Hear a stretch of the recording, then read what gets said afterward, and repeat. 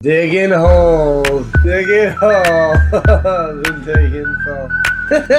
The guy's got it. He still got it. So, did you ever hear the story about Young Bucks getting heat for not shaking Booker T's hand backstage in TNA? No, but you see, I like Booker. I mean, I've never met him, but he seems nice. I've been to his school in Texas, and they all seemed pleasant.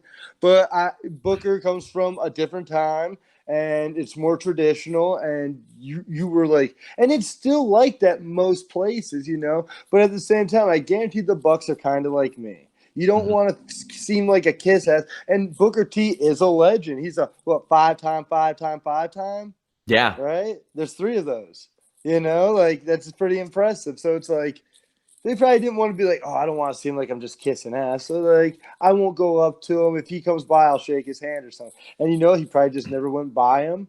And now there's tension. Well, the thing is, Booker T always strikes me as that kind of guy too. Like in his type of attitude, it's either like he commands everybody's respect, or he's the type of guy who's like, no, I'll shake your hand later. But it might be kind of hard to tell with Booker. Because, I mean, he can be confrontational. I mean, he kind of trolled the internet with the Corey Graves thing. Did you see where he pretended he wanted to fight Corey?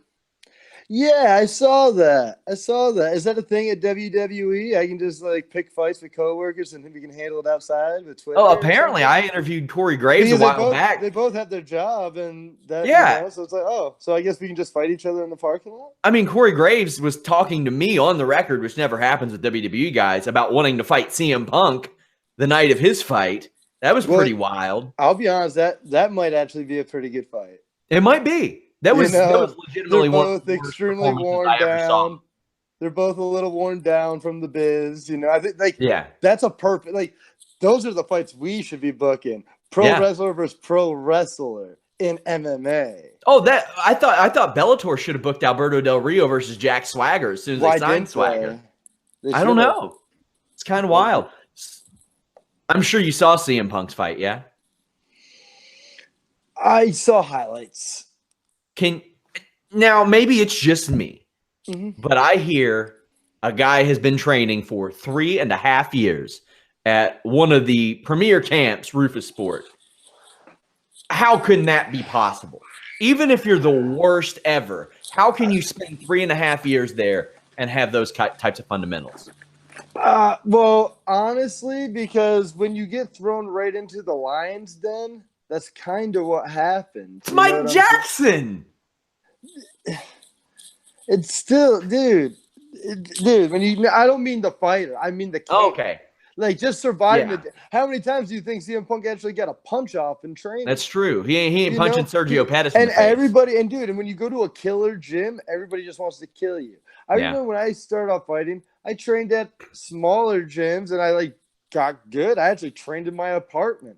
Got really badass, and then I started winning all these tournaments. Yeah, but I feel like a lot of people are like, I want to be the best at MMA. I'm going to go to Greg Jackson's. And it's like, dude, the worst guy in there is like a high level.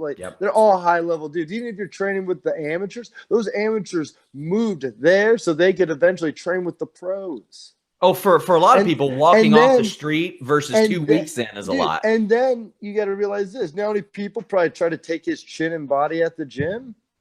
It's true. That's true. You know how many MMA fighters probably showed up and were like, oh, you want to spar? I'll help you out. And then just beat on them just to say they did. And I'm not saying I would because that's not who I am, but I've been in both games and I know how this works,